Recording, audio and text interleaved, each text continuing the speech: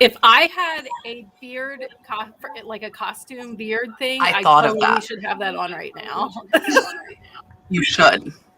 So, she is obviously not Julian. Dale was gracious enough at the last minute. She is my YouTube BFF to come on. Julian had an amazing pickup with tons of profit that he could not pass up, and reselling comes before YouTube. So here is Dale filling in so graciously for us. And I don't blame him. I'm not mad at him. He will be back next week. But before everybody asks, that Julian is out picking up a really good score. So yay for Julian. So Dale, you guys know, she's been on multiple times before. Jess down below me has been on before as well. And then we have Gwenna, Sunflower Flipper, and Richard and Mark are dropping links. There's also links to everybody's channels down in the description. And I am going to let these ladies all introduce themselves. And then I'm going to grab a couple questions from the chat. And then I actually had some questions emailed, which is a good idea. We get upwards of 400 people typically in chat. So if you want your questions answered for sure, emailing me them beforehand is a good idea. And I am going to make Jess big now. All right, Jess. Hey. So I'm Jess. Obviously, I go by gorjes. On YouTube, I typically do like unboxings mostly on my channel, and I do some hauls and what sold videos. I mainly just source women's clothing right now. I don't do much of the hard goods, but I'm here to learn hard goods because I know there's a lot of money there, and it's definitely worth looking into.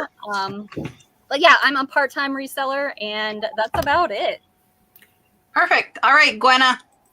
Hi, I'm Gwenna, the Sunflower Flipper. You can find me on YouTube and Facebook. I have an eBay store, Gwenna_Baker, and I started that store in 2009 on $100. So if I can do it, you guys can do it too. And I sell everything. And my most favorite thing is furniture. That's what I got. Perfect. All right, Dale, do it. I'm Dale. I go by flippinfiasco here and on Instagram. And I do go by my former name, DLJ from PA, on Poshmark and eBay. I'm a part-time reseller on eBay and Poshmark primarily, a little Facebook marketplace sprinkled in there. And I do this part-time. I think I said that. I'm a full-time credit union marketer. Woo-hoo. So yes, thank you so much for inviting me to be your co-host again tonight. Yay! What was I going to say? Oh, Duncan has a question. I know I saw Gwenna answered it in the chat, but we can go ahead and all answer it, I think. But you've got to keep in mind here, some of us are not full-time. So Duncan's asking, if somebody wants to quit their job and do reselling full-time for income, what advice would you give them? I would like you, if you're I feel like I'm full-time. I went down to part-time nursing, so I actually am bringing in more income from reselling than I am nursing now. So I say, if you're part-time, what would it take for you to go full-time? All right, Jess. So yeah, I am part-time. So having those insurance benefits is mega, because insurance is expensive. And I technically don't have that right now besides having my full-time job, and I don't want to pay for it. And my full-time job is pretty easy.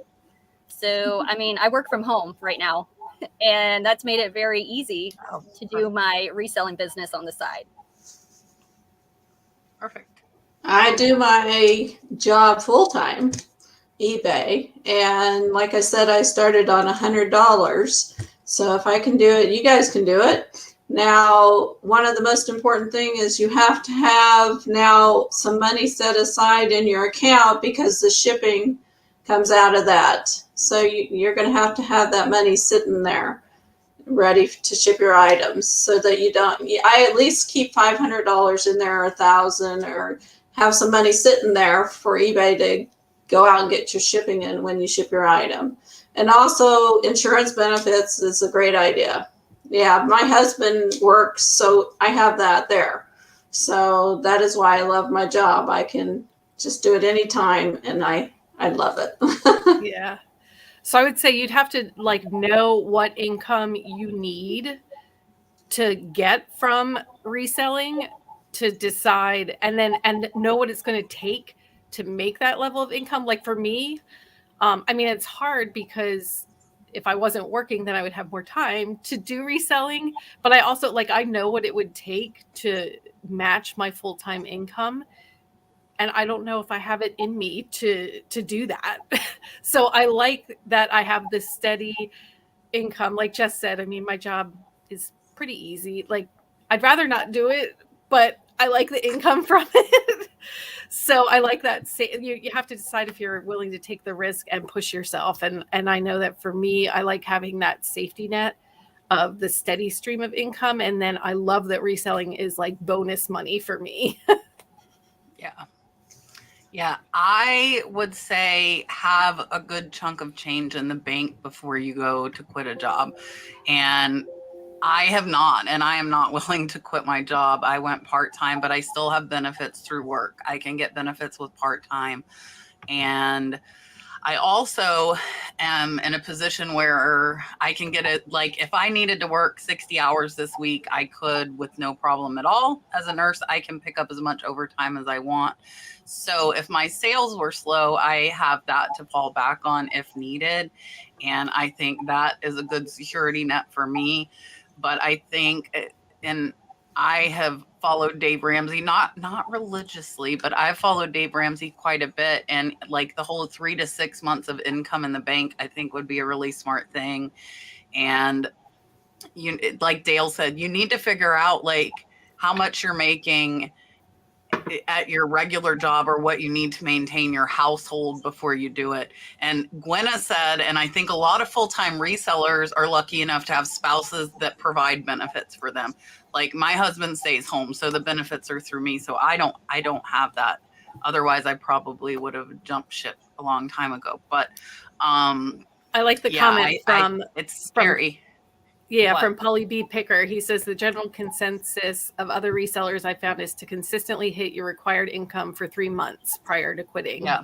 I think that's solid. Yeah, advice. And I think that's a really good idea. And sales are up and down. Like I did $734 Saturday and I did $50 on Sunday.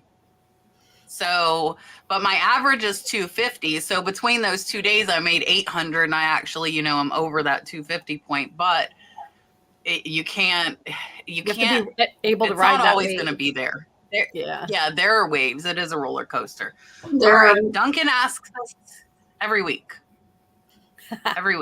He wants our number. Give Duncan a hot selling tip. Oh, jeez. I guess that's me first, right? Yeah, you. So I just do clothing. So from a clothing perspective, I would say a hot selling tip is maybe to just start with stuff in your closet. And also, okay, wait, no, I take that back. Start with stuff in your medicine cabinet, not medicine cabinet, but like the cabinet under your sink, because there could be a lot of good money there. I know like people have a lot of perfumes and like some of the lotions, like even the ones that have like are like 3 or 4 years old, they can be worth like a lot of money. If they're discontinued. Yeah. I think you need to watch what's in style. Google search it or search and find out what's in style, and then look for that in the stores when you go to the stores. Because 1 year Western was in style for a whole year, and it changes. That's true. So I would say, I couldn't tell you what's selling hot right now. I mean, my hot selling tip is list everything, because it's not going to sell if you don't list it. I know that's groundbreaking news. Right. But that's what you come here for. It is. And yeah, definitely. And buy low. I think I say that every week, but I'm going to keep saying it. The lower you buy, you make your money on the buy, not when you sell it. So make sure. I have a question from Facebook from Vanessa. So I'm going to take this and then we're going to get to my email questions. Vanessa wants to know, where do we store our stuff?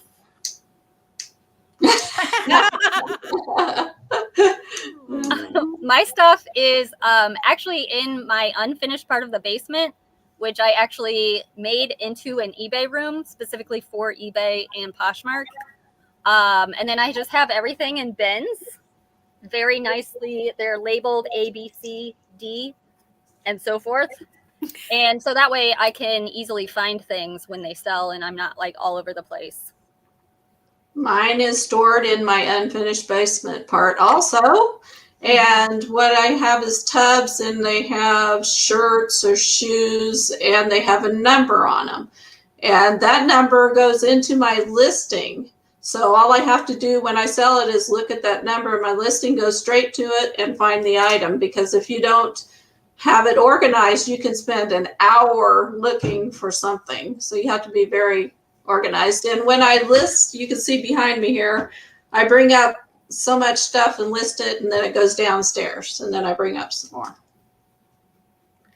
Yeah, so right now my stuff is in, I have like 2 rooms in my house that are like this spare bedroom, and then like kind of our second living room on the first floor. So we have a little storage room in our, that is the unfinished part of our basement, but it's already full of stuff. So I should probably sell all that stuff so I can put my stuff I'm selling. Yeah. It'd be like a double whammy. You'd like accomplish 2 things. I have 2 sheds, plus I have an old canning kitchen. I have a 1942 farmhouse, and my canning kitchen was my first storage area. It's like 12 by 24. We like plywooded the windows and made it basically like a shed. So really I have 3 sheds that I keep stuff in. This one I'm in, this half of it is shipping. The other half is unlisted, but it's turning into some listed, which is nice to actually happen. I know, right? And I have a clothes rack back there that's all listed as well. Yeah. All right. I am going to take this off and I'm going to read. This is Jim and Melissa from North Carolina. They emailed me. So they want to know if any of us know, they see 30 days is the only return option, and they want to know, they said they heard somebody on YouTube saying somebody let them use 3-day returns. Have you heard of that? And do we think it's because they're top rated? I have no idea because I don't accept returns. That's just me though. I do 30-day returns, and I pay the fee coming back. I'm wondering if they forgot the 0 behind the 3. I've never heard of 3-day returns. No, I haven't either. Yeah, I have seen 14-day, I think, for like personal items like bras and panties, and I think fine jewelry has 14 days, but I've never heard of 3-day. And I will tell you all, I'm sure Jess has had it happen. Whether you have returns on or not, eBay can force them. And like if somebody says it's not as described or whatever, so that's why I do 30-day returns. And I also get a 10% discount because I'm a top rated seller offering free 30-day returns. So I save 10%, and my eBay fees are typically over $1,000 a month. So for me, it's at least $100 a month I save. And you have to offer that on all of your listings, correct? You don't have to offer it on all of them, but you only get the discount on the ones that have the specifications. So you could turn off returns if there were certain items that you didn't want to put them on, but you would not get the discount. You wouldn't get the 10% discount on those. And then the next question, they're asking like if you're a top rated seller, what advantages do you know that you're getting because you're a top rated seller? Don't you get a discount on your shipping? I think you get an extra discount. Yeah, I think it's a little bit more if you're top rated versus if you're not. I do think it is a little bit more of a discount. Yeah, and then there's like a little icon that pops up by your name too. Right. That makes you look special, I guess. I agree with Jess. Yeah, I know. Do you know of any other day? I know. So you get the 10% discount. You also have the advantage of if you offer free 30-day returns, eBay will actually pay that initial shipping for you. So I never return the initial shipping, and eBay pays it out of their pocket every time. And as a top-rated seller, if people return items, their negative feedback goes away. They cannot leave you negative feedback. Soon as they open a return, their negative feedback is gone. And I believe I've had 12 negative feedback removed this year for that benefit. So I always, even if I'm going to give them a refund and not make them send the item back, I make them open a return. I say, you need to open a return. I'll send you an immediate refund. Don't send it back. But that covers me if they leave negative feedback for it. Wow. No, I didn't know That's that. a really good benefit. Ah. Okay. There's a lot. I'm going to do one more and then we'll go back to the chat and then we'll come back to Jim and Melissa's email. This is kind of funny. Not funny, but it's different. So if you guys are offended, I'm sorry. My panel and the chat. They said they have some erotic photo books, published books, hardcovers, interesting stuff if you're into that. But he's afraid to list them because he got a warning screen when he tried to. And eBay is their only income stream, and he does not want to get put into a penalty box. So what is input as far as that? So, okay, I know. I think you can list that under everything else. There's an actual category, everything else, and they will allow you to post stuff like that. I think So there's that a went away. special, I think there's Went a away. special area you can go to for erotic. No, that went Not away. anymore. I've never So been since there, eBay- so I don't know. If you are on managed payments, eBay no longer allows coins or any nudity or erotic items. It is no longer allowed on eBay. Coins? So Porn. not allowed. I know. It's gone. The whole adults section is gone. And you say So coins, like quarters and Yeah. dimes coins. Something about a federal law because of the payment processing. That's not like them. That's like a federal something or another, the way they're processing payments. But a good friend of mine in Seattle who is like Amazon genius, he makes millions on Amazon every year, has talked about starting up a site just for that. He actually talked to me. I should ask him if he's anywhere on that. So him and I think a couple of his business partners talked about starting up a site just for like the adult category items. For now, does anybody know if they can list it on like Mercari or Posh? That's what I was wondering. I've never tried. I bet Facebook would kick it back. I bet you Facebook would kick it back. Facebook's pickier than eBay. So I don't know, but I would look for, there's probably sites. I bet you there are sites that we don't know about because we don't sell that stuff. So I would not put it on there is, I guess, my final point of that. Oh, wait, I had a question. Oh, this is a funny one too, guys. This is an entertaining night. And I already knew this because Harley talked about this in a premiere. Harley had a buyer asked to cancel because they were smoking a joint and bought it by accident. What is the dumbest reason someone has given you to cancel their purchase? I just had one. Man. Okay, give it to us. I wish it was something to do with my phone was on the counter and my cat tapped the pay button. Can you please cancel this order? I was like, oh, it's a cat. Okay, I understand. You just said I need to cancel. Like, I just get they accidentally hit the button, or I don't get anything weird.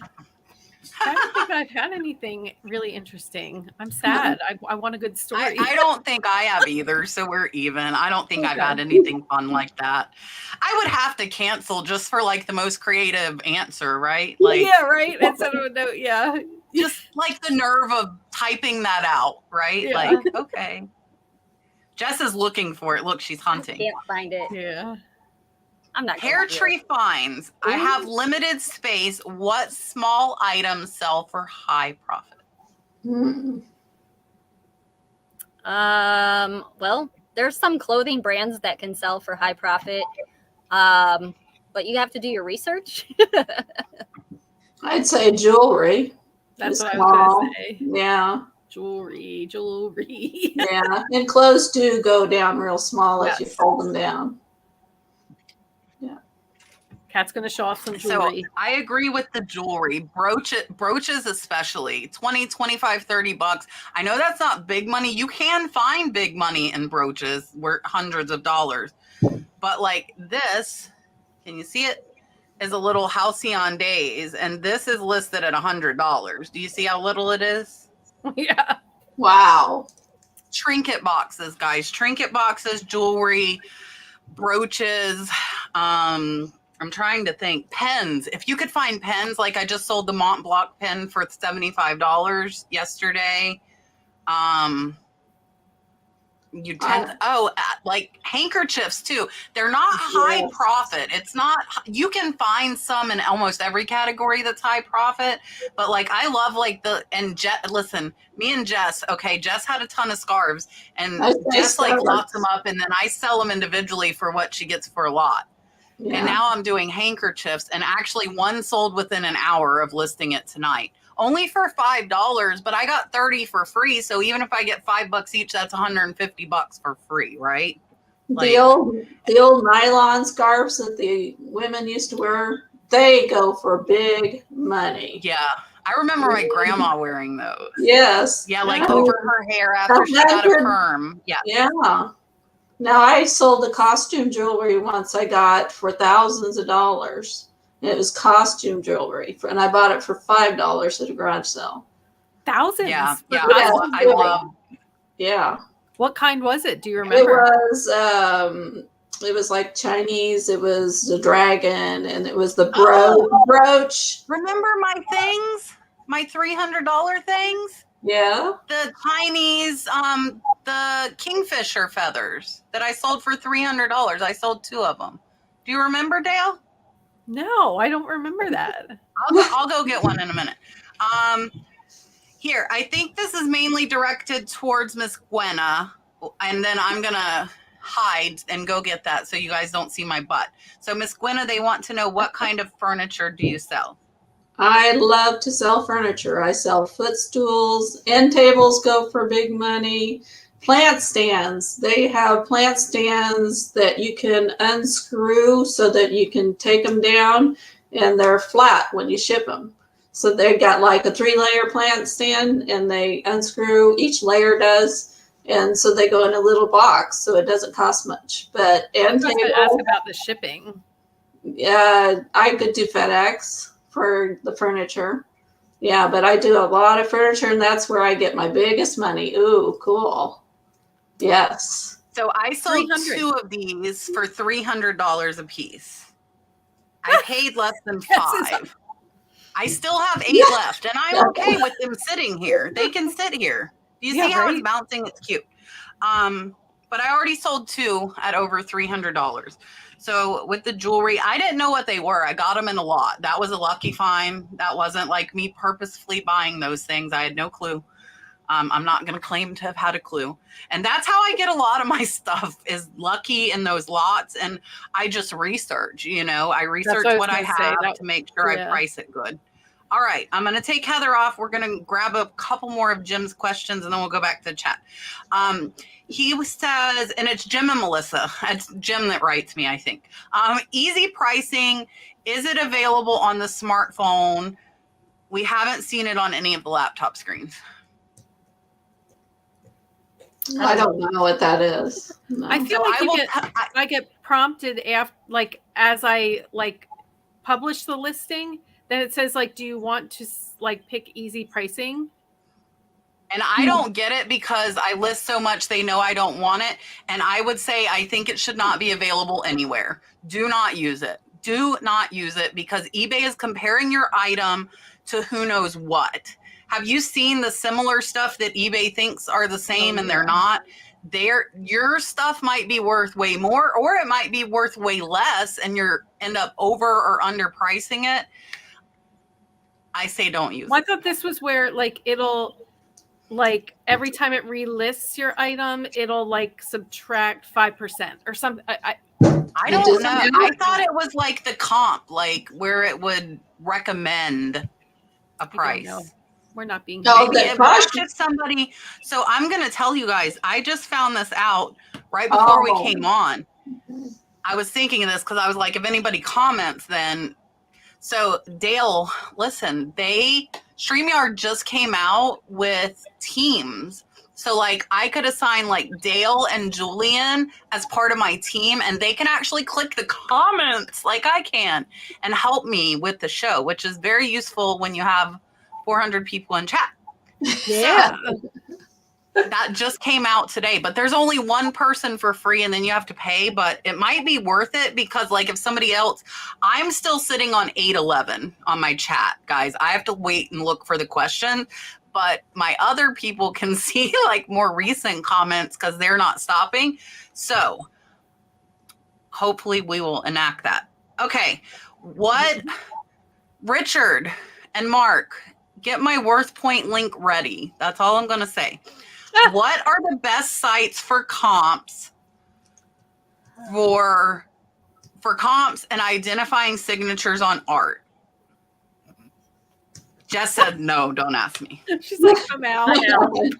I just check out other eBay comps. I just go to their solds, or I go out to look up names. You can go out on Google and search out there.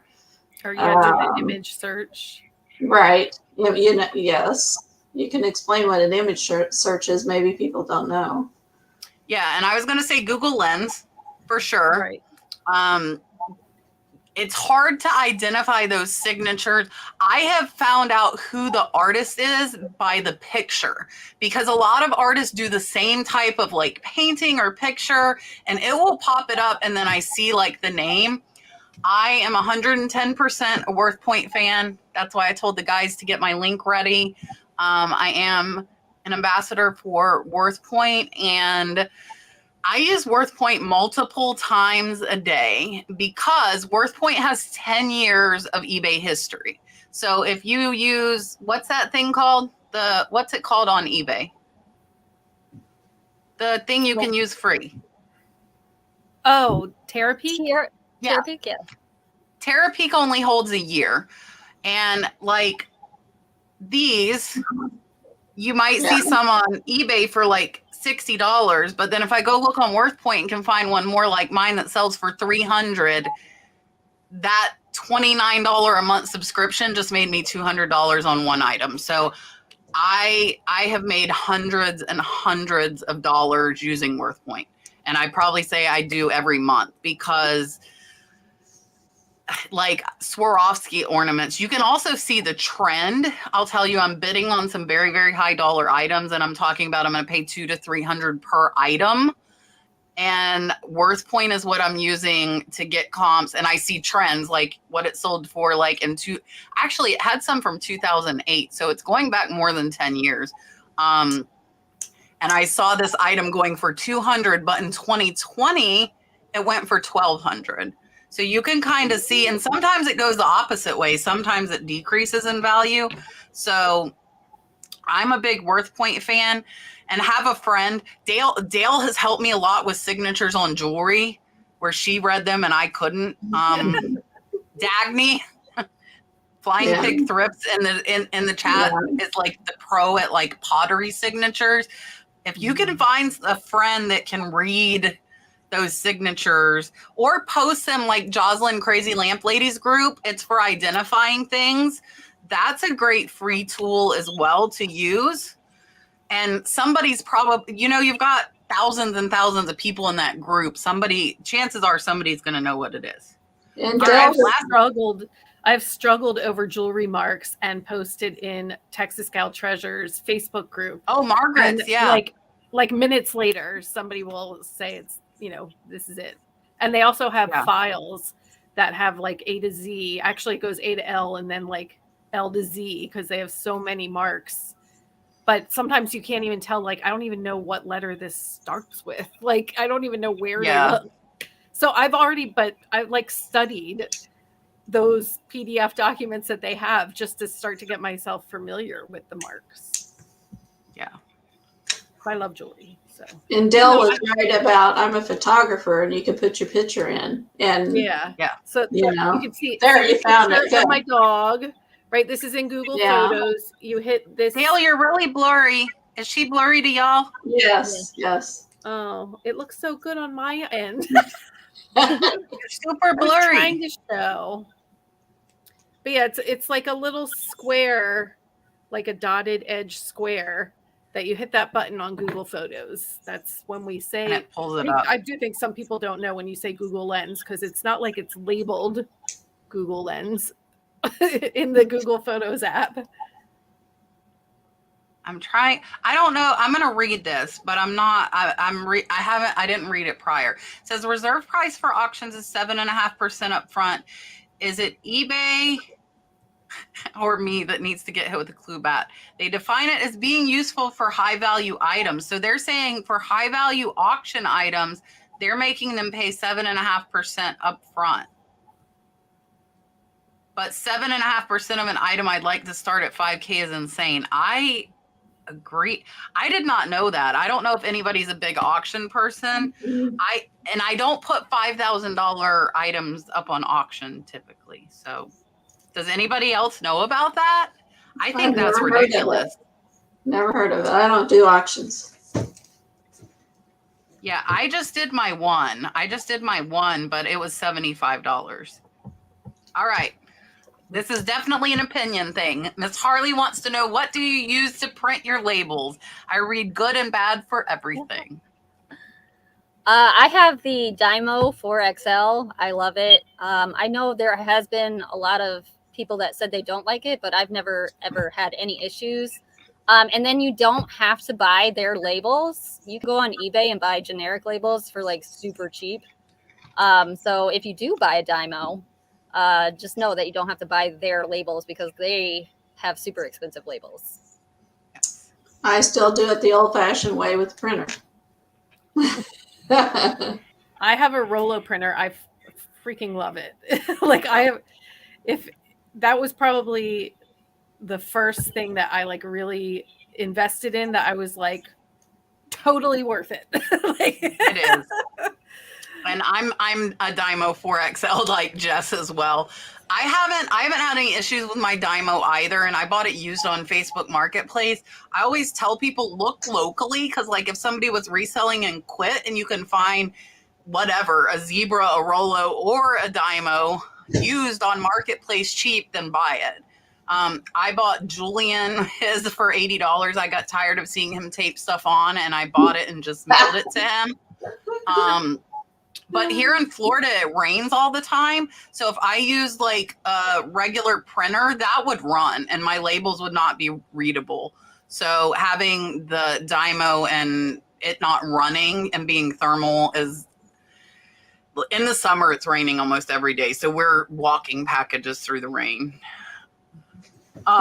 Dee wants to know from me, did I get more of my jewelry listed? I did. I actually listed, I think like 10 last night. And I have photos of like 8 more. And then my niece did drafts. It was actually 32 free handkerchiefs that I got. And I have made 14 of those live right before we came on. And one of them has already sold. So pretty, and they were all free at the church sale. So I am, and you guys, okay, I'm going to tell you, all my Florida people, I'm going to tell you guys where I'm at. Just don't hold me up for more than like 2 minutes. That's all I ask you. I am going to be at the Great Florida Yard Sale this Friday and Saturday. Sourcing. and it is in Crystal River, Florida. So if you were close enough, I went to the sale last year. It was amazing. The whole mall parking lot is yard sales. The whole mall parking lot. And they also set them up along Highway 19, which is actually the highway I live off of. So I'm excited about that. That is Friday and Saturday. And I think it's Sunday too, but I don't know if I'll go Sunday, but a lot of people come just Saturday and Sunday. So that's why I want to go Friday, Saturday, and then I will assess if I'm going to go on Sunday. So And I Jess, got more jewelry listed. You're like Jess is in like St. Louis area, right? Yep. And Gwenna, where are you located? Kansas. Okay. Yeah, and I'm Pennsylvania. Like I feel like our yard sale season is over. Mm-hmm. So like I get so jealous. And ours is year round. Like ours doesn't stop. And I've gotten kind of bored with thrifting. I'm like, I need a change. I need something different. So this will be perfect. And I probably will put most things up into reseller boxes so I don't add. But my death pile is going down. It's going down. Yeah. We are definitely making progress. I'm happy with it. And my bank account is going up because I have not been buying. So that is nice as well. Also, Victoria wants to know, what eBay categories do you use on your shop page, and do you use subcategories? Do you mean like the store category? You can make your own categories for your eBay store, or you can choose to use eBay's categories. Yeah. I do both. Can't you do both? Like you use the category that you have to use, and then I do a store category. You use eBay's, but then in your store you can put it in your own. Right. Yeah. I have separate categories for like women's clothes, men's clothes, shoes, and purses, and so forth. Mine's the same. Do you do like subcategories, like under women's shoes? Would you do like sandals, heels, or would you just do women's shoes? Yeah. I do Goodwills and retail arbitrage, and then I do subcategory women's clothing, women's shoes, all that. I used to do that. I'm not so much into that anymore because I didn't find it very useful unless I was doing like sales constantly. But I just put a sale on my whole store, and I'm like, whatever. Yeah. I do categories for my most popular items. So the more I list like Western clothes, I have women's Western clothes, and I have women's clothes. Or vests, I sell a lot of vests. So I put the men's, women's, and all vests go into the vest category. I tried to break it down and change it once, and it caused a big problem to go in and try to redo it. Yeah. I still don't even have an eBay store. So I'm like the most basic. I really think that I need to get one. I was looking at it on my phone the other night. Like I was laying in bed and I'm looking at it, and I almost like hit like, yes, like, open the store. And then I was like, what am I doing? I need to like sit at a computer and make sure that this is what I want to do. Yeah, I did when I first opened my store, and then I reverted back. Now I'm like, just use eBay's categories. Like I don't have time because I sort so much stuff. Like I kept making more and more categories, and I'm like Jess, I do a whole store sale. I don't like do by categories. So I just do eBay categories. You can choose to use eBay's categories, and that's what I do. Yeah. Oh, Deborah G. How do you utilize promoted listings on eBay? Do you use the suggested amount or higher?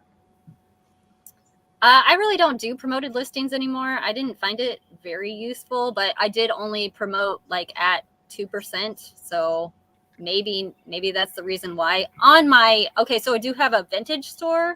So I have my personal eBay store, and I have a vintage store for all of my vintage storage unit. And if you want to watch any of that, there's a whole series on my YouTube channel. So for that one, I promote, so I have a lot of like Isaac Mizrahi or whatever you call it, QVC stuff. And that stuff is so Mizrahi. That stuff is oversaturated on eBay. So I bump the price up like super high, like maybe $30.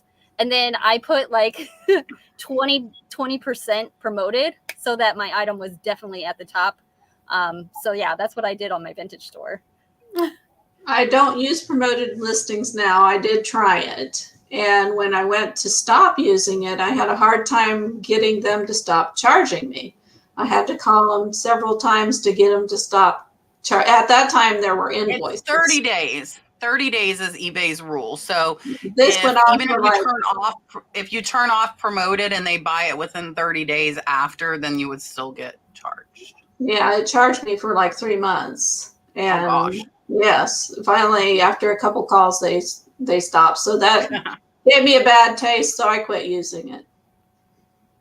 I usually do use the suggested amount when I do it, but typically, like, I wait and see like if it's going to sell fast, and then like when it relists and I see it at the top of my listings again, I'm like, oh, that still hasn't sold. I'll promote it.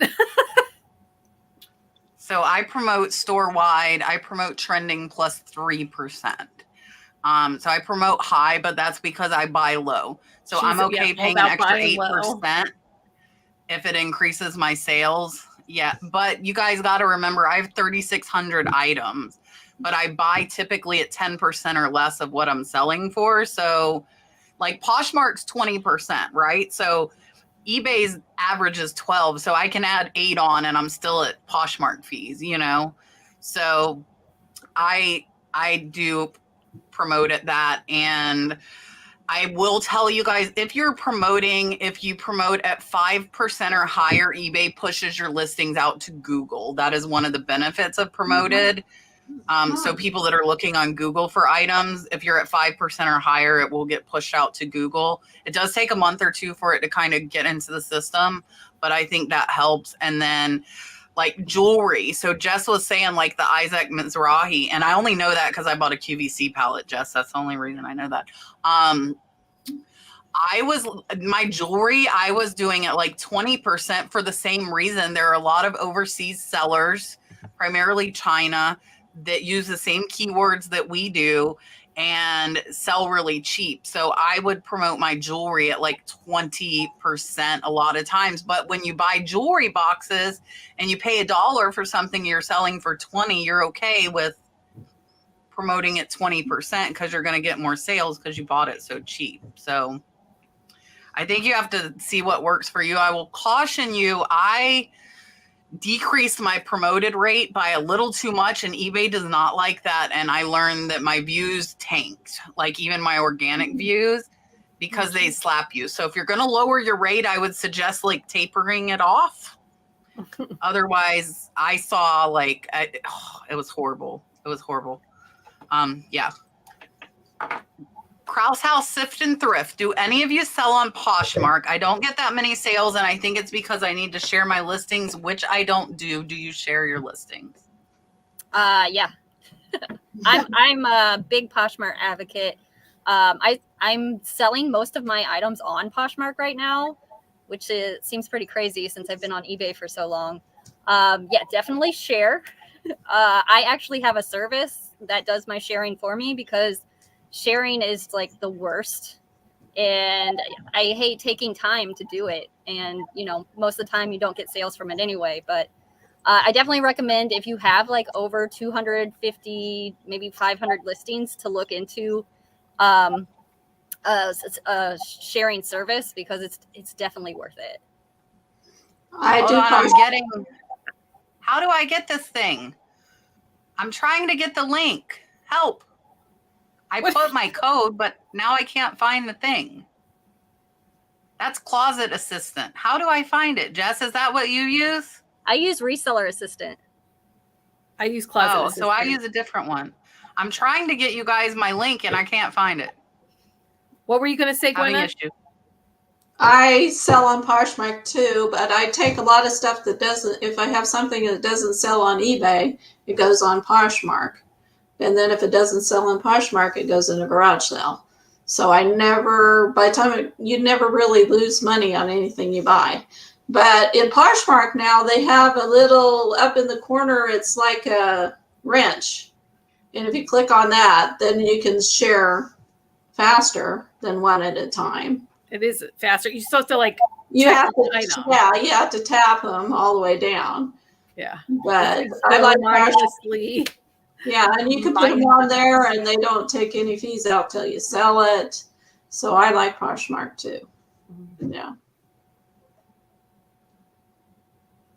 Dale, do you share? Do you do Posh still? Closet Assistant. Yeah. I use Closet Assistant also. Yeah. Love it. Yeah, I just found the link. I found it because I had posted it on my community page.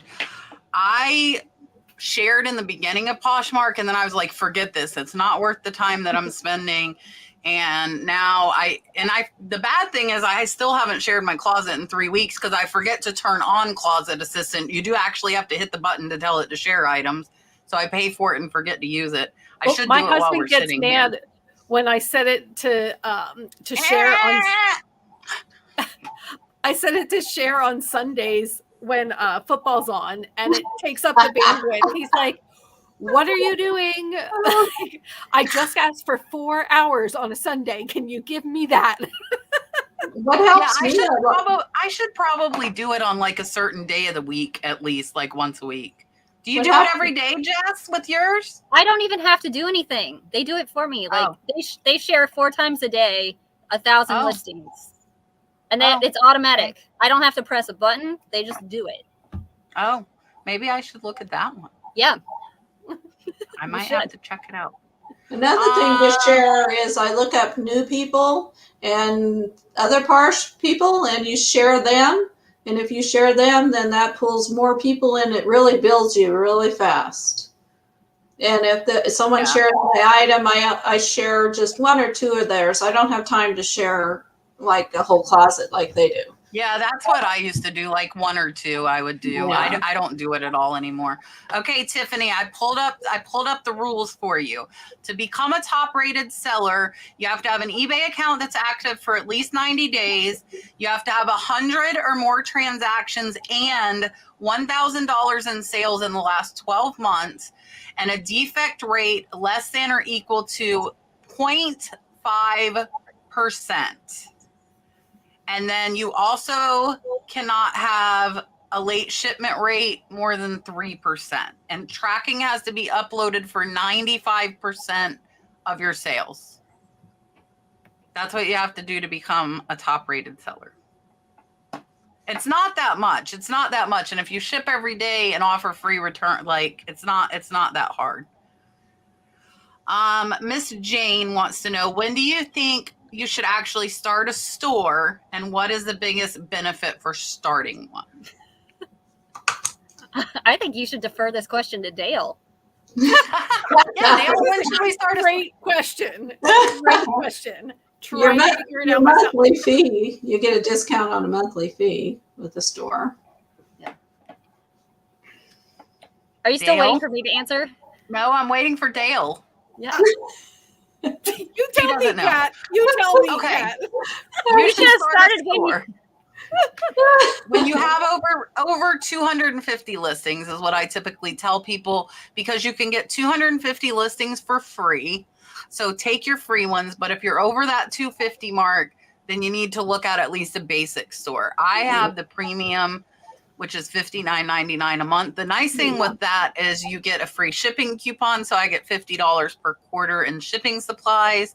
And I'm happy. eBay increased the limit earlier this year to 10,000 from 1,000 for my level. And I'm at 3,600. So I'm super happy with that, because I was in between, and it used to be like a big jump. It would be like from 59 to 300 a month is the anchor store. So now I'm happy with my $59.99. And the benefit of it, if you have over $250 or 250 listings, you're going to pay an insertion fee for every single listing over $250. But if you have a store, it will allow you, I think the basic's 1,000 listings now. Yeah, it's 1,000. Yeah, so it'll allow you up to 1,000, and you won't pay that insertion fee. So you're saving money. That's the benefit of it. Yes. Okay, Jess cannot answer this. Oh, hold on. So when you offer free returns and refund the money, Jess doesn't do returns. Do you have to, or are you paying their original shipping back to them? That's where I said, if you were a top-rated seller with 30-day returns, you do not have to, and then they just file a claim, and eBay pays them out of eBay's pocket. I never return the original shipping. You do have to pay. If you have free shipping, you pay for the postage back to you, but you do not have to return the original, and eBay will cover it. I agree. I know, Gwenna, you do it. So do you have anything different to say with that? I never do the original shipping back to them, neither. Okay, yeah. So I agree with that. Brenda C, how important is feedback on eBay if you already have 2,659? I leave it timely for my buyers, but don't get it in return all the time. Do you ask for it? No. I don't ever ask for it. I hardly give it myself. I feel bad. But if they give it to me, I'll give it back to them. Yeah. I asked for it once and they don't like that. Usually if you ask, then sometimes you'll get a negative when you were going to get one. And you only get about a quarter of your sales back, in a feedback.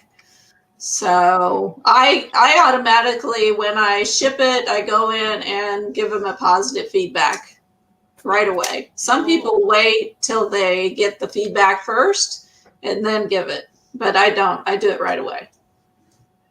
Yeah, no, I wait to make sure that the item gets there okay, and that, like, I probably wait about a week after to see if they're gonna cause me any issues. But I mean, yeah, I couldn't tell you. I don't know how important it is. I have 270 feedback. I just looked. Yeah, let me see what I'm at.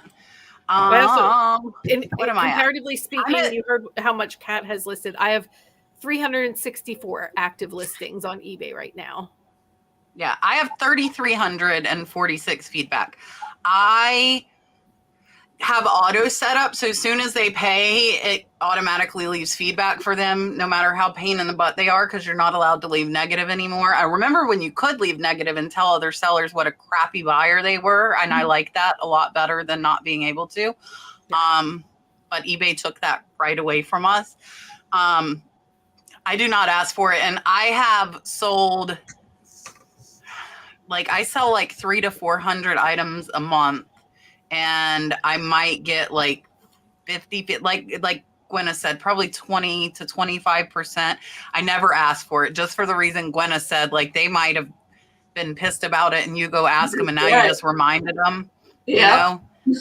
I take no feedback as good feedback, because if they were mad, they would probably have left feedback. So I don't put cards. I don't ask for it. I just, especially if you already have 2,600, you already have a good amount. It's hard for newer sellers because they're so low, but I tell newer sellers to go buy cheap stuff, like buy pens and, stuff under $10 and build your feedback up that way, because most buyers don't leave it. I want to say this real quick so you guys know. Polly says you can look online. There are sites that will buy the adult stuff wholesale from you. And his dad gets them when he buys large DVD lots. Paulie doesn't know the names, but he's saying there are sites that'll actually buy it wholesale from you. They might have stores or something. We don't know. And then Larry, thank you for being here, Larry, says that they allow coins to be sold now. They modified that a few months ago. I don't sell coins, so I did not know that update. So thank you, Larry, for letting us know that for sure. Did anybody search? Somebody's asking. Somebody over on Facebook said have them do a search and see if Mercari has adult things. Carla, thank you. My hair, my hair is getting changed before next Tuesday's show. I'm not going to tell you guys what I'm doing. They know what I'm doing, but I'm not going to tell you guys. So next Tuesday, my hair is going to be completely different. I'm doing something fun. Joan wants to know, how do you know which platform to list what items on? I don't think you do know. Well, in my case, in clothing, I put everything on eBay, Poshmark, and some of it's on Mercari because I haven't fully committed to Mercari yet. But I'm sure it's different for the other ladies who sell jewelry and stuff like that. But for clothing, I would say both places, all three places, even Facebook Marketplace. I'm not on there, but I hear stuff sells there too. eBay, Poshmark. I just set up Mercari, so I don't know how good it is yet. I haven't started it. But Facebook is a lot more furniture and big items, I think. But Yeah, so this is the moderator's cue to put Kat's list perfectly link Oh yeah, for cross posting. Mark and Richard. Yeah. Yeah, I mean, like, if you really want some advice on which to focus on, like I think of like your higher name brands for clothing and purses and even jewelry. If it's branded and it's one of the higher brands, then Poshmark is great for that. I agree. Everything, I put everything on eBay, and then but if like I have lists perfectly right now, but I like end it and I pay for it, and then I end it and I pay for it. So I'm not like consistently cross listing, but I make sure that the branded, like I said, those higher brands, I make sure they get posted to Poshmark. Yes. So Dale said it. I have, if you are not using List Perfectly, I have a code, the Nurse Flipper, for 30% off. I cross post everything everywhere. So everything I have is on eBay, Poshmark, Mercari, and Facebook Marketplace shipping, because my mom helps me and I can't teach my mom this should go here and this should go here. So we just put everything everywhere. And I'm surprised all the time at what sells over on Poshmark. Like I just sold a little ceramic barn. Like everything that I've sold on eBay is selling on Poshmark and Mercari. Facebook's been a little more closed, and a lot of my media, my DVDs sell over on Facebook shipping. But because my mom is doing it, she just cross posts everything. Like I just had a $160 sale on Mercari yesterday for a Swarovski ornament. So, you know, like I put everything everywhere. And then I just pull it down. I'm not good about pulling it off Posh because I can't search for it. If they ever get that, I will have a much better. I think I have like 6,000 things on Poshmark, and really I only have 3,600. So, Mark put this link up at my request, guys. I asked Mark earlier before the show. Richard has moderated this show for me for over a year for free. He is an absolutely amazing help to me. He does not ask for anything in return. He says I give him a lot of help, which I give to everybody. But he goes above and beyond for me. Even when I randomly go live, he shows up and moderates, which keeps these chats fun and clean and keeps the stuff out. So if you guys are able, I would really appreciate it if you could give Richard a coffee. That is his Buy Me a Coffee link. And I asked Mark to put that in. Richard's probably going to yell at me. There might even be a Facebook message already. But he really deserves a lot. He really helps as the show has grown to what it is now. And I really appreciate him, as well as Mark. Mark has been stepping up as well. So when Mark gets a coffee, we'll put Mark's coffee up. But for now, if you guys can send Richard a coffee, I would really appreciate it. All right. Beth wants to know, how big of a box do I package the small brooches in? So I have one sitting. Let me take this off because somebody didn't pay. I'm not going to tabble on them publicly. This is the size of box, like a little like 4x4. That I have this little hummingbird in, because this was a like free jewelry box, but this is the size I use the most. And then I just put them in a 6x9 padded poly mailer because this is hard. It's going to protect the jewelry. I don't put them in a like box to mail them out. So I put them in, I have little like this size ones too for smaller brooches. And then same thing, I put them in a 6x9 poly. Dale, what do you do with your jewelry? So I have like the little Ziploc bags that I put them in, and then I bubble wrap that. And then I have these, they're like 7x4 inch bubble mailers. And I've gotten compliments on the packaging. People are happy with it. So like I take one square of small bubble wrap, and I just go from the corner and like wrap, you know, and so it's well protected. Gwenna, do you do jewelry? Not a lot. I have a whole box here. To lift. I just got this whole box of jewelry. So yes, I will. You had a bunch. Jewelry, but I've got a big box over there. So I will be doing it, but I get all my boxes for free. I never buy. Look, Jess has it. We all have big boxes of jewelry. Yeah. There you go. But I get my boxes. You can get them at different stores for free. And my son-in-law works at a place that has a lot of little bitty boxes. That's nice. Yeah, nice boxes. So if you start up your store, there's not much you have to buy, except for your tape and tape and your bubble wrap and your peanuts. And a scale. And a scale. A good scale. Road tripper, thrifter, flipper. Do you set the price on your jewelry when you sell it, or do you put it up on auction? What is the benefit of auction? Auction versus surprise or buy it now?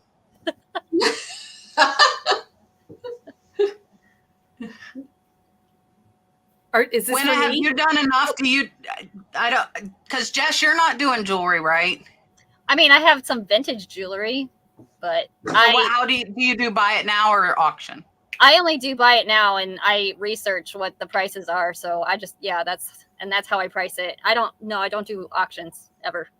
No, I do buy it now. I don't do auctions hardly ever. Unless I can't find out what something is, then it goes on an auction. Yep, same. Yeah, I do 99%. I might, like, if I have something like Dale, what I was showing you earlier that I just got, I didn't bring it out here. If it's a rare piece of jewelry that has demand, and it's the only one, then I might throw it up on auction because I want people to fight for it. But 99% of the time, I'm going to price it. I'm probably going to price it on the higher end, so I have room for offers, and I let it sit. So, yeah. You know why I don't do a lot of auctions is because you can't just end it. Like, buy it now, you can go on vacation and end it. Auctions. Oh, yeah, that's true. You can't just leave, if you have an emergency or anything. And Renee, I saw your super chat. I'm going to answer Tiffany's question and then I'll grab your super chat. I did not miss it. When you're talking about scarves, I have sold all of them really good. And I will tell you, my secret to that is keywords. It's all about the keywords and people finding them. I've sold like the ones I'm talking about are like hankies, little 8x8 or 9x9 hankies. But I've sold all kinds of scarves. Actually, Jess got me started on that. I heard her, whose show where she was live on somebody's chat. I don't remember. And I'm like, oh, lots of scarves. I could get them cheap. And then here I go running off and bought like 1,000 scarves. And there I went. Because I can't do anything little. I can't do anything little. I bought some scarves from her. Yeah, because then I went and bought them because everybody wanted scarves because I was selling so many scarves. So I had to buy more scarves to wholesale out to my people. And yeah. But yeah, I think they sell good. But they, watch for the brand. Yes. If you have a really good brand, I sold a scarf for $100. I mean, one scarf. Somebody commented on my video from yesterday and said my scarf, I think I sold it for like 12 or something. They said that's an Emilio Paducci, and I paid $200 for that same scarf. And I was like, oh, well, somebody got a good deal. It wasn't tagged or named. I had no way to know. They said it was like a $200 scarf. And I'm like, well, somebody got a really good deal. Oh, geez. All right. Let me find Miss Renee's super chat. Hi, Dom. I see you in the chat. Primetime Treasure Hunter. Thank you for being in here, my friend. Steadfast Selections, Miss Renee. Thank you so much. Let me give you, it's the first dolphin of the night. Yes, I was waiting for this. Super chat. Thank you, Miss Renee. I appreciate it. All right, let's see. I found it. Hold on. And it really does help me to put question in the front because I'm scrolling through 400 people chatting. And for me to, if you put question first, I see it better. How do we handle the eBay message? Item may not sell. Drop this item too much. Or drop this item by this much. This is an easy answer for me. I don't get it. I don't get it. You just ignore it. Yes. Tammy, ignore it. Delete. Goodbye. See you later. Have a nice day. Sarah Waters is saying easy pricing is when eBay will lower the price over time, and she says it is available on mobile. I see everybody helping me with Terapeak. The problem, guys, is I end up 30 minutes to an hour behind in the chat. Just FYI. We're over it, Kat. Miss Janet, thank you for being in here. Miss Janet hasn't been in the chat in a while. She has been around my channel since the beginning. When you're outsourcing, how can you find the sell-through rate? Is there an easy way? Because I know a hard way. It's not hard. If you search your listed versus your sold Yeah. and divide them, that's it. So if there's 100 listed and 200 sold, that's a 200% sell-through rate. If there are 100 listed, 50 sold, 50%, and so on and so forth. You really, if you're wanting stuff to move fast, I would look for 50% or more. Like, so if there's 200 listed, you want to see 100 sold. But I get long tail. I don't pay attention to anything. I kind of do whatever I want. So Is math hard, Jess? It's kind of hard. it's not hard. If the solds are more than the listed, then I'll consider it. Yeah, right. Do you really? You want to see more sold than listed? Yeah. Wouldn't you? No. See, That's I do. ideal. If they're 50%, I'm like, I mean, I would be thrilled if there were 100% or more. But I don't find those items. I don't find them. You need to buy more clothes. Yeah. I've been looking. I've been even studying guides to clothes because I have all these dollar clothing places around. I've been trying, but I can't. It's hard for me to look at women's clothes. I'm great with men's, but I feel so overwhelmed. There's like 5 million women's brands, and I don't know them. I hate photographing clothing. Hate it with every fiber of my being. Why? I just can't. Like, I have so much clothing that's sitting unlisted that I have bought specifically to sell, but I'm like, oh, I don't want to photograph that today. See, I've been doing flat lay, so I don't mind it. Like, it's so easy to flat lay. I've not gotten a good process yet. I have a Throw it gray on the wall. floor. I have gray walls in here, and they're excellent for taking pictures. I just put it, there's a nail on the wall, and you hang it up there, and you get a beautiful picture. I don't know if you guys can remember, but what have you bought for the lowest amount and the highest profit? I know. I know yours Dale. too. Everybody knows We mine. all know Dale's. Yes, I remember. I guess mine within like the past year, because I can't remember that far back, would probably be a pair of Chanel shoes that I found at Goodwill. I did pay up for them, $30, and they sold maybe in a month for $500. And I told you a little while ago about the jewelry I got at a garage sale for $5 that I sold for. I think it was around between $1,500 and $2,000. Nice. That's awesome. Yeah. Yeah, so mine is the $4 pink puppy Build-A-Bear that sold for $12.50. You got 2 of them, didn't you? I did. The first one sold for $700, I think. Yeah, I've been looking for those ever since. Everybody's looking for that pink puppy now. I think these things are probably my most. I really like, because I paid $5 into 300 on 2 of them. So I think these are probably, like, recently, those are probably my most. I It's found always the stuff you don't expect. Levi jacket once, and I opened it up, and it was more cropped, and it had elastic on the inside, so I thought some woman had put elastic in it, but that's the way it was made, and I bought it for $8. It sold for $600. It was like the original Levi jacket.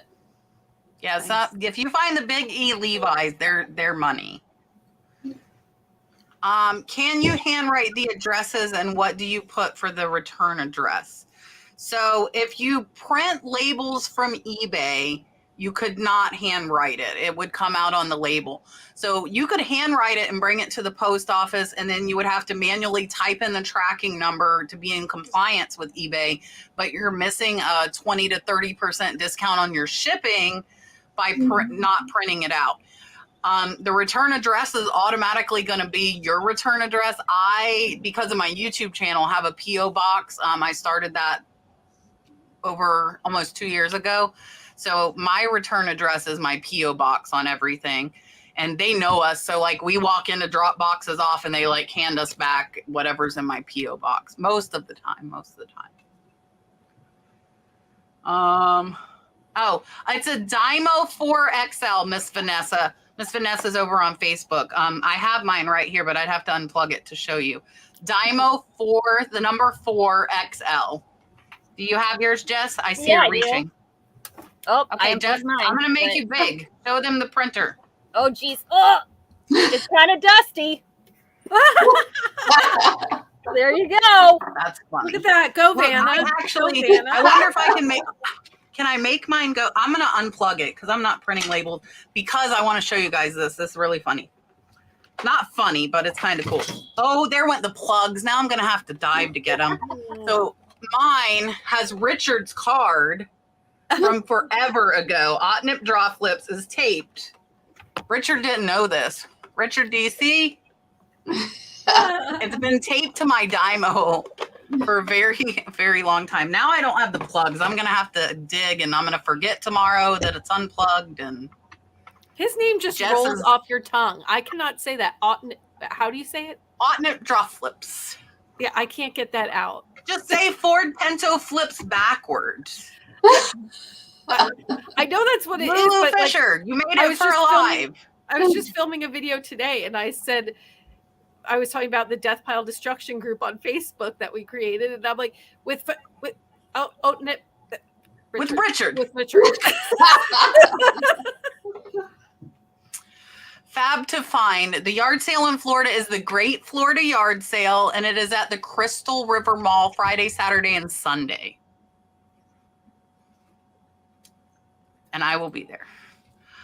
On WorthPoint, are you able to take a picture and submit it? I have tried to use it, but I think I'm doing it wrong. So I don't know if you can on WorthPoint, but I will tell you probably 80% of the time I use Google Lens. A WorthPoint result is what comes up. So then when I have my membership and I click on it, so I use Google Lens, I pull it up, and it'll show a sold on WorthPoint with the image, and it comes up that way. So I don't know of a way to do it directly through WorthPoint, but when you use Google Lens, depending on the type of items you have, a lot of times the results might be WorthPoint comps, and they are for me a lot. Oh yes, Dom has a good point. WorthPoint shows the listed price. It doesn't show if they take an offer. So just keep that in mind. I normally look at like multiple because there's going to be, multiple. And I try and look at like the years and see like, is this going up in value? Is it going down in value? And try and figure it out there. Lucinda Walker, you only have a store on eBay if you're a big item lister. Not necessarily. If you have over 250 items, anybody, and I mean, that's really not that many. I didn't see regular sales till I had 500. So, bless you. Thank you. Sorry. I thought that was going to be me last week. I like had that feeling and I never did. Thank goodness.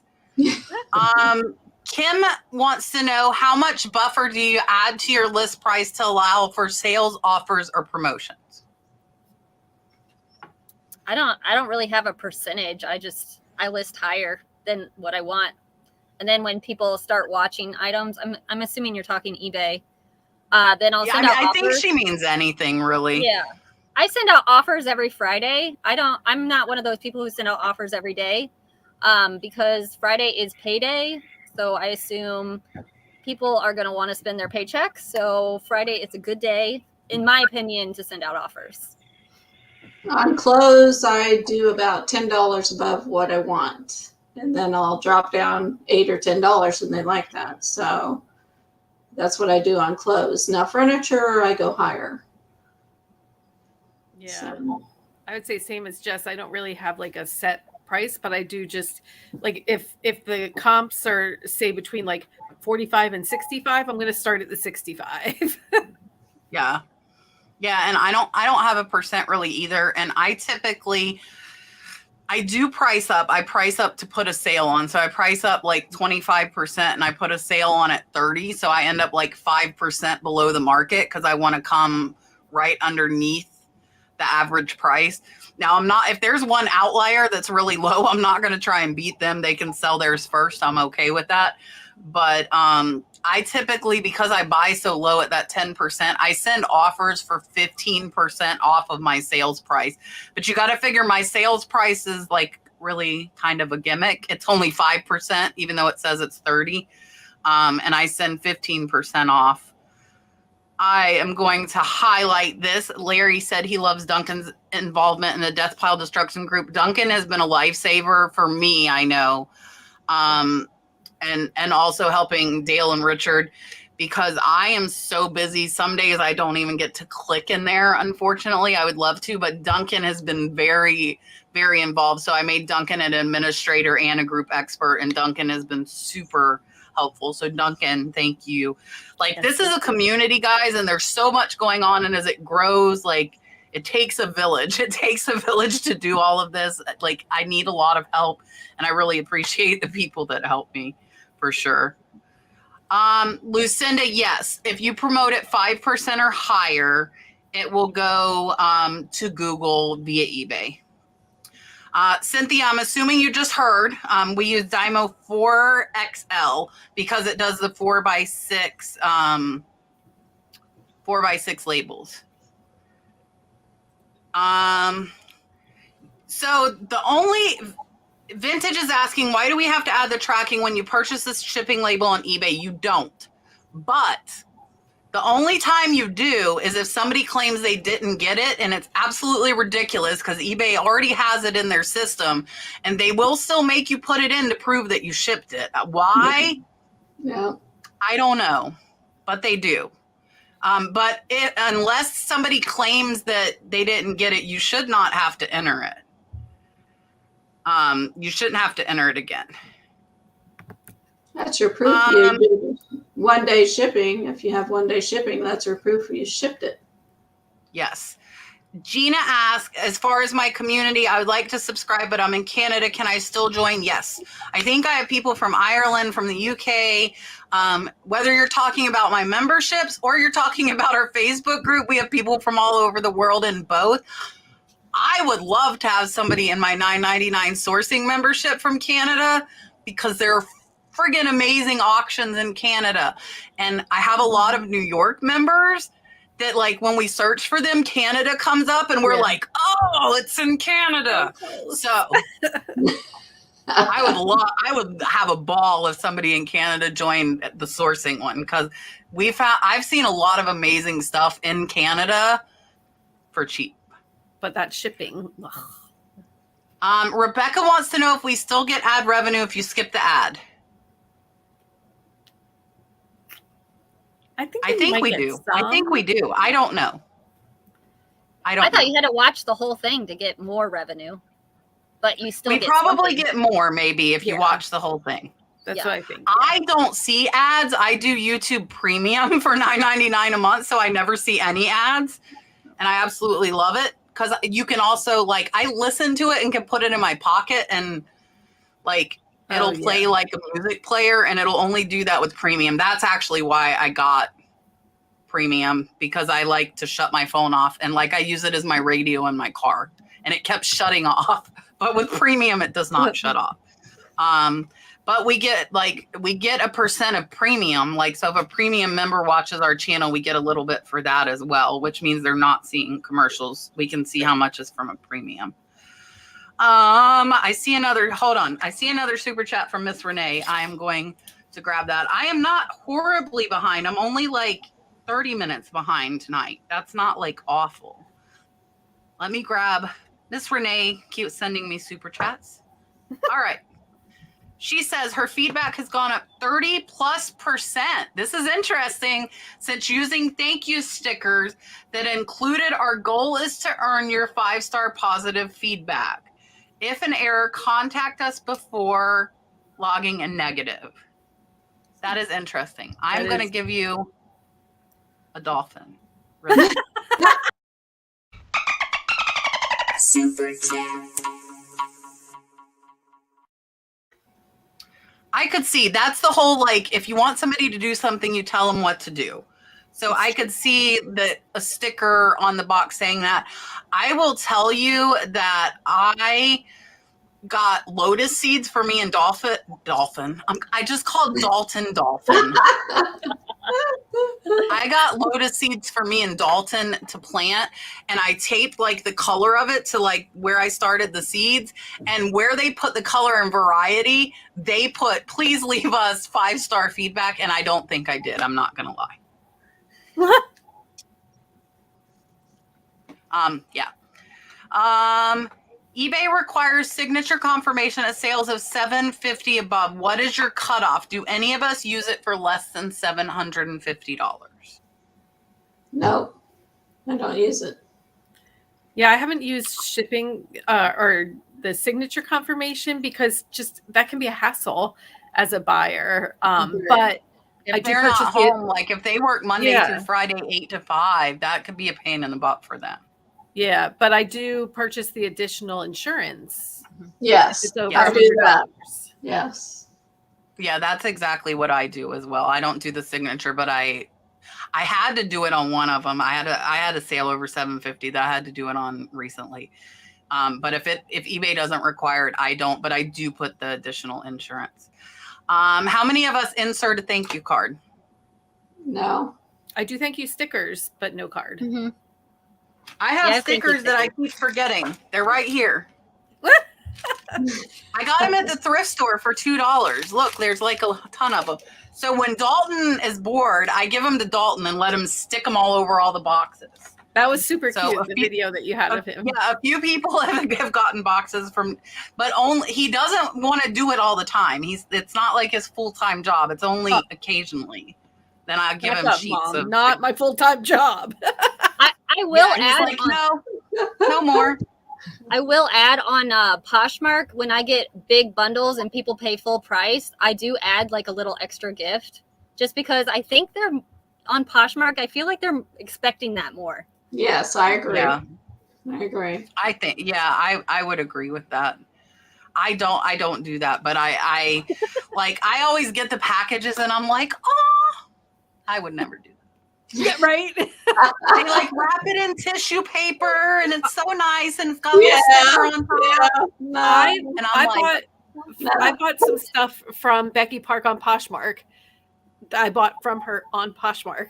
And yeah, she had it like all wrapped in tissue paper and tied with a ribbon and all packaged. I was like, she does this? Oh my gosh. I don't know if she still does it. I just get mine wrapped as fast as I can in the morning so I can start listing and get busy. Yeah.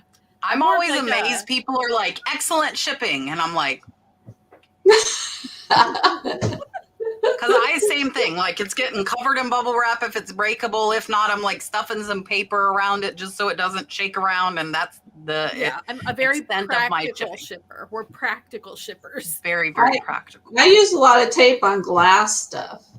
I don't See, I've I don't never tape my bubble wrap. I don't tape I will sometimes, but not all the time. Yeah, I've never had Sometimes I anything break if you tape the box on the outside. Yes. Lucinda wants to know, how do we feel about people drop shipping from Amazon purchasing on eBay? It's a business model, but makes me mad. I source, they don't. I don't know about that. No, I don't either. I'm going to tell you, I don't care. Because if they pay what I am asking, they're doing the work to list that on Amazon. It is a different business model, but I'm getting the money I asked for. And most drop shippers have paid me full price, which means they're probably selling it for a significant amount more. But I don't care. I don't care who buys my item. If you give me what I want, you could be like my worst enemy and I'm going to ship it to you. I don't care. I don't care. As long as I get the money I'm asking. Now, if they're lowballing you to do that, that's a different story. Then it would irk me. But most of the drop shippers I found, and I'll tell you, when I have to drop ship, like if I can't find something and I buy it from another eBay seller, I pay full price. Like I don't try and bargain. Like I pay exactly what they're asking.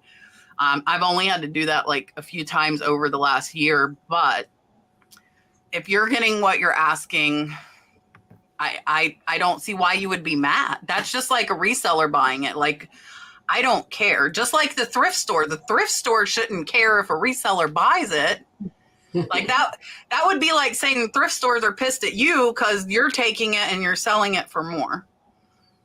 And that's what a lot of people get mad about. I mean, most of us have gotten comments on our YouTube like we're taking from people that need it and we're profiting and blah, blah, blah. TikTok, so am I right? Probably is the thrift store. Those CEOs make quite a bit of money, guys, whether you like it or not. They're making money too. And they're getting their stuff for free. They're getting it for free. Does anybody know how people sell on Instagram? No. No, I don't, but I think like they've enhanced it recently, right? That they have like I think you can link. I do not. I'll start by saying I don't. But you can link your Facebook store with your Instagram because Facebook and Instagram are owned by the same, but I don't know about it. Yeah. Jess, do you have any input? I don't. I think I did just see something the other day that said something about selling on Facebook. Yeah, but... yeah, they have a shop icon at the bottom now. It looks like a little purse. On Instagram? Yeah. Huh. Now y'all are going to make us all get our phones out. I know. We're all going to be here. Yes. Beth, I agree. Richard is absolutely amazing.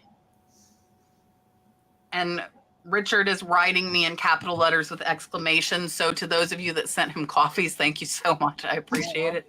I was going to say, Mark, drop his link again. Yes. Let's keep dropping that. eBliss Reseller, do you have a recommended supplier for all of your shipping supplies? I use eBay. eBay shipping supplies. Yeah. I get some free from eBay. If you're top rated, you get some free. What is it? Every 3 months, I think.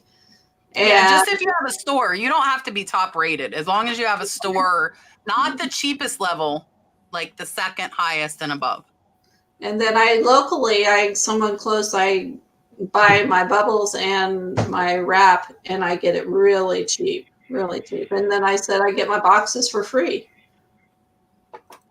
Thank you, Mark, for dropping Richard's coffee link again. So Kat has her American Bubble Boy, which is fantastic. They're cheap and they're fast for your bubble wrap. And then, I mean, I get my bubble mailers. I use a lot of them for jewelry on Amazon. And so, yeah, I would say American Bubble Boy. I don't have any one-stop shop. Yeah. So I do get my bubble wrap from American Bubble Boy because it's really cheap and it's fast. And I was using them before I had an affiliate link, and I was promoting them before I had an affiliate link. Just a side note, but Joel is absolutely amazing. I was actually chatting with him right before we came live. And my boxes, 90% come off of eBay. But if I'm in a bind and I don't realize I'm out of something, then I'm going to buy them on Amazon. And I'll buy a small amount, but then I'll go to eBay and buy a bigger. But like those are my 14 by 14s. And I only buy 25 at a time because they cost $2 a box. And I don't use them. Well, I've been using them a lot with the thrift boxes, but typically I ran out and I was like, what? But it was the thrift boxes. Most of my thrift boxes have had to go into bigger boxes. And I keep everything. Like Gwenna was saying, every single Amazon box I get, I keep and I put it in my loft. I don't have time to ask people and go get them, but I buy a lot off of Amazon Prime. I'm a big Amazon Prime because of the convenience, like my dish soap and my trash bag, like all the stuff I regularly need, toilet paper, paper towel. It all comes from Amazon on Subscribe and Save. The flat rate envelope, you can put a pair of overalls. All the free stuff. Yes. You can put an overalls in a flat rate envelope. Yes. Yeah. Dee wants to know how much are you paying in insertion fees, Dale? Well, what? So the thing that confuses me, maybe people can help me with this. When I go to selling on eBay, like I get this selling promotions at the bottom, and it has the green thing that says I still have 231 remaining. List up to 250 items for free every month. So that's why I always think like, well, I'm not, but I am paying like a 30-cent insertion fee. Is that what you're saying, that you don't? You shouldn't be paying that 30-cent insertion fee if it's the 250 items. But if you're over 250, like total, and it rolls and some sold and you're adding, then you're paying that 30-cent insertion fee. Okay, so I need to do the store. After I get off this call, I'm opening a store tonight. This call. You heard We're it on here. a conference call and you're all watching us right We're now. on a conference You're call. joining And our after Zoom this meeting. Zoom. Designs by Josie. Do you add extra insurance when people want cheaper shipping like media mail or first class? No. No. Nope. I got a soapbox. So they're going to have it shipped at whatever I want it shipped at. Yeah. Because a lot of times, and I canceled a $50 sale over this from another reseller because he was demanding I do first class and it's a $50 item. And me personally, if it's $50 or more, I am going to send it priority so I have insurance. And I'm not going to ship it first class. Now, so if I have a book, like I had a $300 book that sold on auction last year, that didn't go media mail. That went priority. So like if it goes media mail or first class, then I know I'm taking a chance at losing it because if they lose it, there's no insurance on it. So I would recommend if you're worried about losing that item, ship it priority.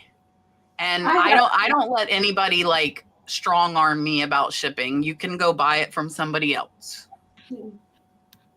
And a lot of times my stuff nobody else has, so they don't really have a choice. You know, I have the only one. So they can do it or not. Yeah, people don't Understand how expensive shipping is. Yeah. Unless they do a lot of shipping themselves. They don't understand, especially right now with the increase for the holidays. It's shipping's very expensive right now, even first class. Rhythm is right. Will craft paper be cheaper to use than peanuts and air pillows, and will craft paper last longer? I use craft paper now, but I just use it for shoes and to like fill up boxes. I don't have anything fragile, so I don't know if I'm actually the best person to answer this one. And also my craft paper is like in a roll, so it takes up minimal space, whereas peanuts are in like a huge package, and air pillows take up a lot of space too. So You can go to a newspaper and get all their leftover rolls of brown paper. Yeah, And a lot of people have said they do that. cheap. Yes. Nowhere near me has that. I wish they did. Yeah. That's a good suggestion. I use paper, the craft paper. Actually, I use unprinted news roll. I buy it from Amazon in 1,000-foot roll. And that's in my Amazon store link. I just have the roll laying on the floor here in the shed, and we like pull up the paper we need, rip it off, and it just lays on the floor. But I also keep all paper. I hate peanuts. I stopped peanuts because Dalton shreds them. I was going to say, you were big on peanuts for a while. I was, but Dalton crumbles them and they're everywhere. I will keep them if I get something to me shipped in them, and then I will reuse them. And I keep all the air pillows that come to me and all the paper. And if like the Antique Mall wraps in really nice brown paper that's way thicker than mine, when I unwrap stuff, I keep that. So I have a corner, I throw like newspaper, and that's what I use first before I use the paper I paid for. And like old bubble wrap I use for filling too. And I have breakables. Now I wrap everything in small bubble wrap, big bubble wrap, and then I do paper around it, and I haven't had any issues. Paper keeps it more secure. It's stiffer and it doesn't move. Empty Nesting wants to know, if we have an eBay store, do we pay the fee monthly or yearly? I pay yearly. I pay monthly. I was just told to pay yearly. I pay monthly. I probably should just pay yearly, but I don't. I am going to defer this to Jess. I think Jess is probably the best one to answer this here. Is Alfred Dunner a good brand? I would say no. Yeah, I already answered. No, No. you can't sell it. There's a lot out there. I've seen it a lot. I've seen it a lot when I'm out. I will say I did just sell a big sweater that was like color blocked for like $27. That was Alfred Dunner. But it was like totally hideous and, ugly So cells. if it's like a crazy pattern or something that would sell regardless of the brand, not because of the brand. Yes. Vintage wants to know, how would you list vintage jewelry with an appraisal? This is going to be another soapbox for me, by the way. Would you start at original appraisal on an eBay auction? Go ahead. Am I going? Yeah. Yep. We'll defer to you, Kat. Appraisals are not for your eBay auction. Appraisals are for insurance value. Appraisals have absolutely nothing to do with the market value. Nothing. You could have an appraisal of $2,000 and it's only selling for $100 on eBay. Yeah. So I would say your appraisal is not worth anything. I hate to say that, and I'm not being mean, but getting appraisals for the purpose of reselling is pointless because the market fluctuates, for one. It's up and down, and it doesn't matter what somebody tells you it's worth if nobody's going to pay it. So I would do your own comps on vintage jewelry that is similar to that. And if you want to do an auction, I would start it at the lowest amount you are willing to take. Unless it's marked or very, very popular, I would suggest doing a buy it now and doing it high. I just had a vintage 14 karat ring sell for $375 in less than a month. And that was for me comping it. It wasn't from an appraisal, but the appraisals really, they don't mean anything in reselling. That's why, I don't suggest anybody get them, because you need to do your own research, and that market's going to change. And a buyer's not going to care what it's appraised for. So the chances that what? I see later she said that it's an original 1980 appraisal, but I'd still say but it could be worth way less or way more. Yeah, I would feel more comfortable with a buy it now that you research.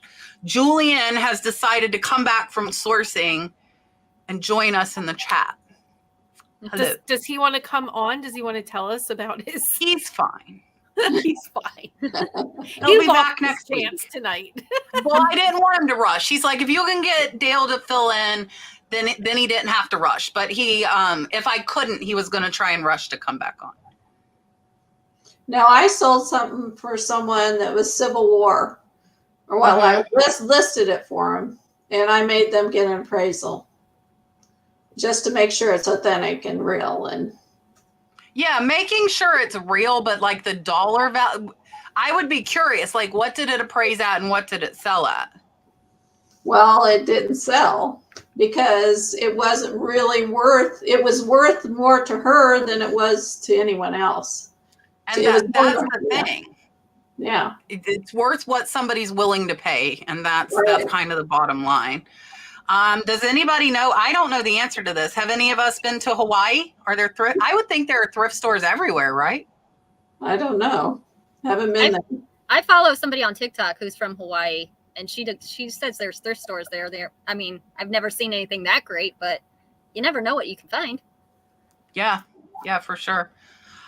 Big E Levi's are older. I believe they're 1970s, Carla. And instead of being a lowercase e, they will be a capital E on the actual tag. And they are worth quite a bit. I'm coughing and I'm not even talking right. Tammy, no, because if you like pirate ship, use pirate ship. I wouldn't switch back to eBay because pirate ship integrates with eBay and it uploads your tracking number for you. Because I use pirate ship occasionally for something. So if that's what you like, then I would say keep using it. I use it occasionally. And over on Facebook, Do any of us use UPC codes for inventory in your storage? I use a SKU number. That's what you're talking about, I think. But I think some people might have, I don't know. Oh. Some people might be that high tech to have like scan codes. Maybe. I don't. I just use the bin it's in, the bin number. But yeah. Do they mean the UPC as in like that little? Yeah. code? Yeah. Yeah. That seems like a lot of work. Yeah. Or I think there's like isn't there like some kind of service that it's like a bin thing that you can like, you have a thing that you can scan on your bin that then like if you put that, you can scan it and it'll tell you everything that's in that bin or something like that. Wow. That would be nice. But yeah, I'm not that fancy. No, I'm not. I just write like A1, A2, B1, B2. That is it. I am going to let Miss Gwenna answer, and then I will answer as well because I also sell furniture. Julie wants to know, how do you ship furniture? And I know we talked about it a little bit earlier, but. Yeah, like I said, some of it unscrews and folds down smaller, but most of it doesn't. And I ship it, like I said, in FedEx, a cheaper rate. It's like half the price. And you just have to pack it well in a box, and you have to have a lot of big boxes around to ship it. So I have done big pieces like beds and jewelry armoires and stuff like that. And I use U-Ship, which is freight. And they come to my house, they pick it up, they blanket wrap it, and they deliver it to my buyer. Now, like footstools, I love doing footstools too if I find them. Footstools, I treat them like a breakable because most of the footstools I get are like Victorian. They're going to be like $100 to $200. So I'll wrap them in bubble wrap and put them in a box. I have a Victorian chair here I actually need to list. I would prefer that to go freight just because of the age. It's probably from the early 1900s. I would prefer a hand delivery. And typically I feel like the buyer would be willing to pay for that. But if somebody pushed, I could find a box to put that chair in. I would tell the buyer that, I prefer that I have somebody come pick this up because I would hate, like, you can't replace a 1900s chair. Yeah. They're actually harder to pack up than everything else. They're hard to pack. Yeah. Joan wants to know if any of us have sold old 33 vinyl albums. Not me. I just bought a bunch of records and albums, but I haven't listed them yet. I got like 10 at my Dollar Estate auction that I've had. Like I keep selling stuff from that. It was last summer. But no, it's not something that like I'm not deep on it. It was just that I got them for cheap and looked up comps and got them listed and they've sold. I have never done records. I look at them, but I don't know enough to really know. Carol's asking how you take pictures of blankets. I can't get high on a drone. So I do blankets right there on the floor, on the carpet in the shed. I show it in my shipping video. If you look at my professional photo video, I lay them on the carpet and I use a background remover. And I also have laid them on my bed because I have a king size bed. I've laid them across my bed and then I do the same thing. I use the background remover so it's like a floating on the bed blanket. That's how I do it. I would say try and zoom your phone, like, because my Android will zoom like way out. I would try and, because you could get a step, like I have my step stool too. If you needed, like, maybe get like a kitchen step stool to get you up, like a couple steps higher to be able to fit it into the picture, maybe. Just do a big view and then do a smaller view that shows it close up so they can see it. Kim wants to know, to offer discounts and sales on eBay items, do I need to have an eBay store? I think the answer is yes. You do not have to have a store to promote items, we have learned, but you do have to have a store to run sales. So yes. Look, everybody's doing premium, so nobody's watching our ads anyways. And Richard says we get a portion. Julian, I am not buying you premium like I bought you a printer. But yes, premium is worth $10. It is way worth $10. And that makes me make less money, guys. That makes me less money because you don't watch ads. But premium is absolutely amazing. Yes, I did not name him Dalton because it rhymes with dolphin, but Happy coincidence. really close. And I had just given a dolphin. That's why. I'm still looking. Look, I'm catching up. I'm only 20 minutes behind, which is absolutely wonderful. Good job. Okay, here. There are 2 questions right here, so I think we can cover both of them. How do you know it's a drop shipper buying? Because they will put a comment that says, do not include an invoice, do not use any eBay packing supplies, blah, blah, you'll know. And I'll tell you, if all I have is an eBay box, that's what it's going in, and tough for them. I will try to honor that, but if that's what I've got, that's what I've got. And Miss Lois is asking, what is drop shipping? So drop shipping, I actually had to drop ship something last week. If like I sold an item to my buyer, I could not locate it. It was actually a DVD. And so I went and bought that same DVD from another eBay seller and changed the ship to address to my buyer. Because rather than canceling that order, I chose, and I lost money. But versus canceling and disappointing my buyer, I bought it from another eBay seller. And I will tell you, the other times I drop shipped, they paid me way more than I paid the other sellers. So your pictures and your keywords matter.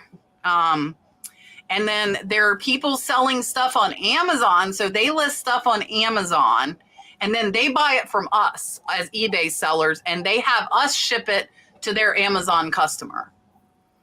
That's a lot of work, guys. They're doing work. They're not doing nothing. Like that's a lot of work. And they get that sale and they got to make sure they can get it from you. That's a lot of work. It's a lot of work.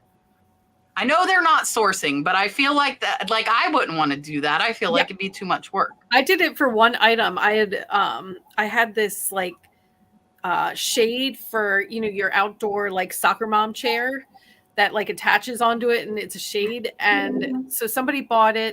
And I think I had fixed pricing or something on it. And it ended up, of course, somebody in California bought it.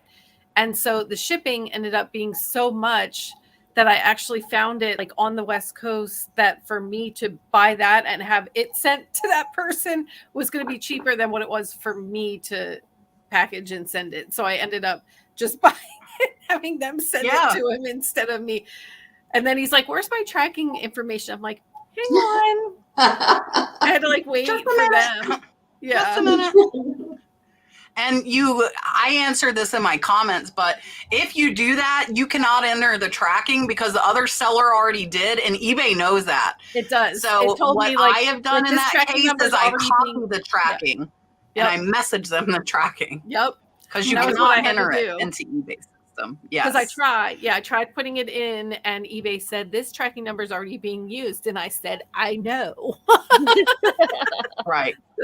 So there are 2 points to this question. I'll let everybody answer. Have you had people tell you the shipping is too high on an item? She's saying she can't stand that. They don't know what it weighs and don't look to see I use calculated shipping. Yeah, I was going to say, I get that a lot when I have calculated shipping, and especially on those larger items. Like I sell a lot of, I do a lot of retail arbitrage, and I do a lot of like blankets and comforters and stuff. So, I mean, those can weigh up to like, I don't know, 10 pounds, like maybe even 15. And yeah, if I'm shipping to another coast, it's going to cost a lot. So I do get that question, and I say, I can't help that. It's just the price that I like. Do you want me to like drive it to you? I don't know. I don't say that, but that's what I'm going on in my head. Right. I get that question and I tell them to send me their zip code. If I can save you money, then send me your zip code and we'll see, I'll weigh it and get it, like it's packaged, and then then maybe I could save them some money that way. Yeah, I pretty much just explained, like, I'm sorry, but shipping prices are what they are, and I'm just passing the cost on to you. Yeah. Yeah. I would say first check your weight, because I have been wrong and it has been input wrong before. So first I would say check your weight if you get it. If the weight is correct, then it can be frustrating, and I tell them exactly what everybody else said. Look, this is calculated. This is the weight, and I think you can see where they're from when they send a message. And I'm like, oh, I see you're in California and I'm in Florida, and unfortunately, you're 3,000 miles away from me, so that's why shipping is so high. And I'll even tell them, if you can find it from somebody who's closer to you, you're going to save on shipping, because I can't take that hit, especially on a 2 or 3 pound item. It's a lot different. Olivia, how do you keep your work area from smelling weird due to all the vintage items you have?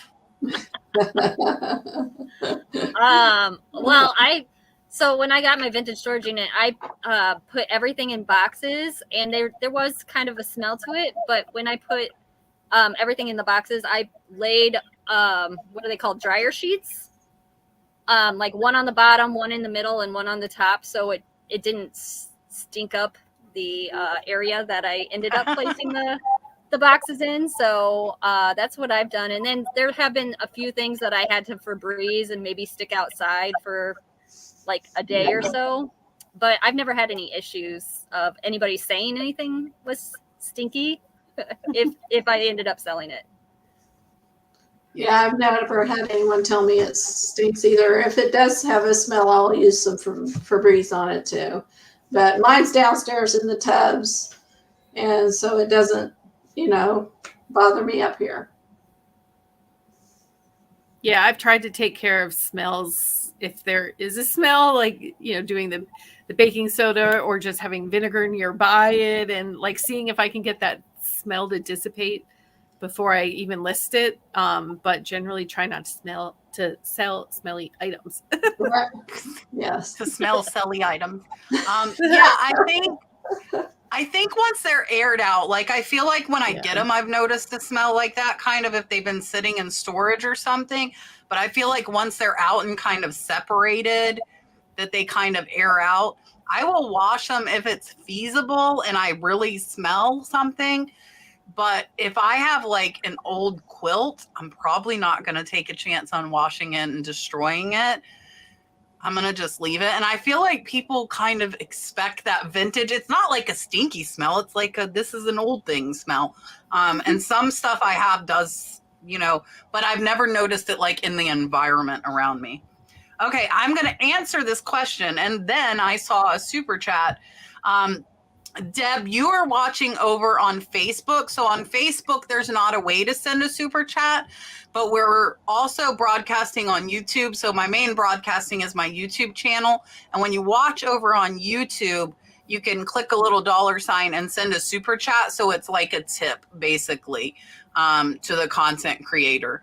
So, but there's no way to send it from Facebook. And now I see another one came in. So we are at the quick fire time. We are going to answer as many, and actually I'm only 30 minutes behind. We might be able to get through everything. We're going to answer questions as fast as we can. I am going to get these first, I am going to get these 2 super chats. I believe I saw Thrift Shop Hustler as one of them. And then I see another one that just came in and I do not recognize. It is Thrift Shop Hustler. He wanted to hear the robotic dolphin is Emily Conway. That is who is the robotic dolphin. Really? Yeah. It is, Jess. Oh. She is my voice of the dolphin. Interesting. Yes. The more you know. Yes. This is Emily. All right. Here is your robotic dolphin. Super chat. And then Kathy's Crafty Room, which is who I did not recognize the picture of, said, great show tonight, ladies. A lot of good information. Thank you guys for watching. We're going to go through a lot of questions. Don't go anywhere. We still have 445 people in the chat, so thank you all for hanging out with us. Let me give Miss Kathy her dolphin, and then we're going to do a quick fire. Here you go. Super chat. All right, Jess, you're in the hot seat. Oh boy. Hold on. Here, everybody answer this. What happened to Julian's beard? I don't know.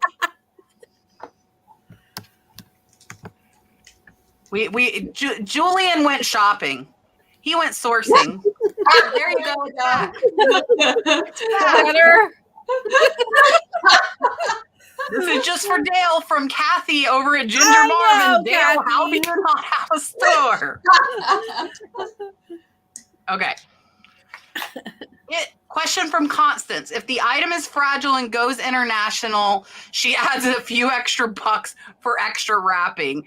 Do you, if you're sending a fragile item internationally? I don't send fragile items. I don't do international. I just make sure, I definitely make sure that I ship it as carefully as possible, but I do that with everything. So Yes, I put everything in a box. Like some stuff I might put in a poly, even if it's not fragile. If it's going international, it goes in a box. Poly B Picker, as a newer seller, when you get an eBay store, does your feedback carry over? Do you start new? Yes, it does carry over. I'm going to answer that for all of us. Seagal, does anybody have any advice on selling and sourcing high-end merchandise? I don't. No. the most high end that I get is DIY designer boxes That's from true. ThreadUp. Yes. I would say high bid. I'm going to pitch myself now. I can source for you. Some of my members have sold $600, $700, $800 items that I found them on high bid in my $9.99 sourcing membership. Somebody just sold a $500 table this week. She sent me a screenshot that I found her for $82 on high bid. I would say learn your high dollar stuff, and the easiest way to find it is going to be online auction.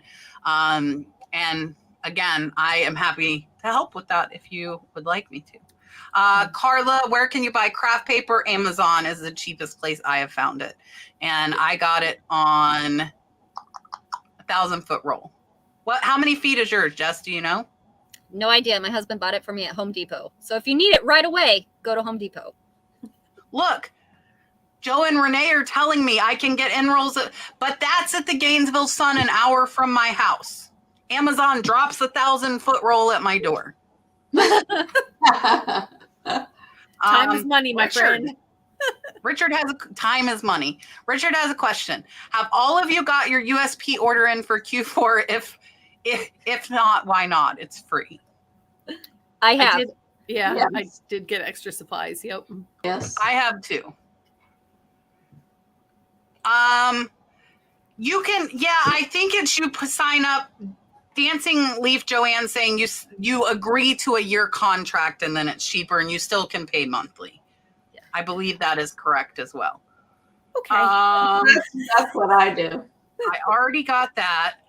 Lynn and Sess Adventures. Would you ever buy a lot of mixed pearl and silver vintage jewelry? Me personally, no. No. Never say never. I would. I love lots. Yeah. You don't know what's in there. It's a gamble. That's how but Kat and I fun. gamble. It's fun. That's where you find the high ticket items a lot of times is that. That's what I found Tiffany's bracelets. I had 2 Tiffany's bracelets Wow. in mixed jewelry from ThreadUp. Yes. Wow. Constance, what do you put in? I have a funny story about this, and I'll try and say it quick since we're in quick fire. What do you put in for eBay questions that have nothing to do with the product? We'll let you go, Kat. Yeah. Okay.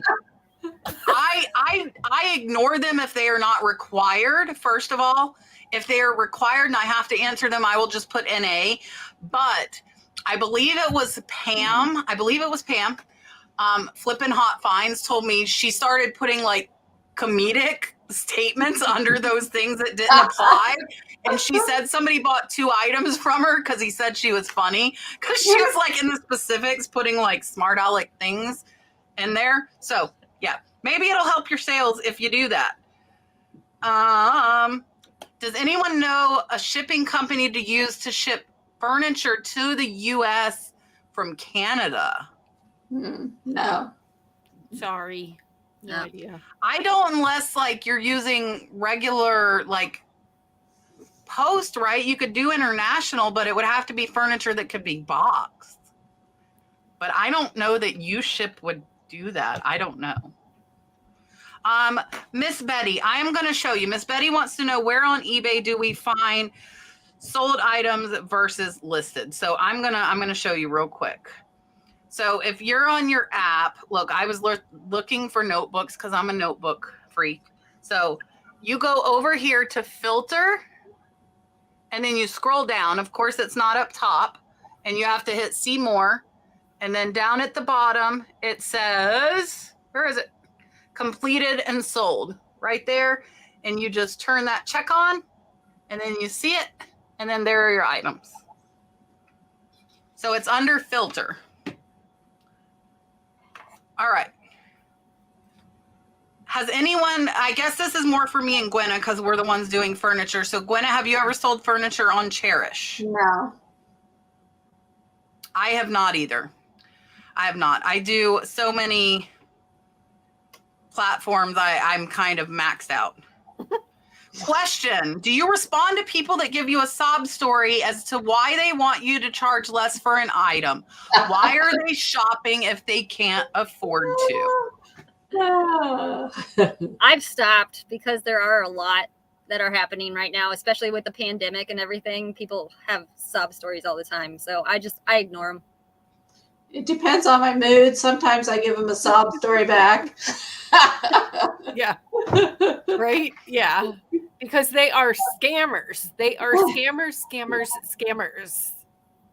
Yeah. Yes. So I will respond back like Gwenna said and say, I'm really sorry that you can't afford it, but I use this to pay my bills.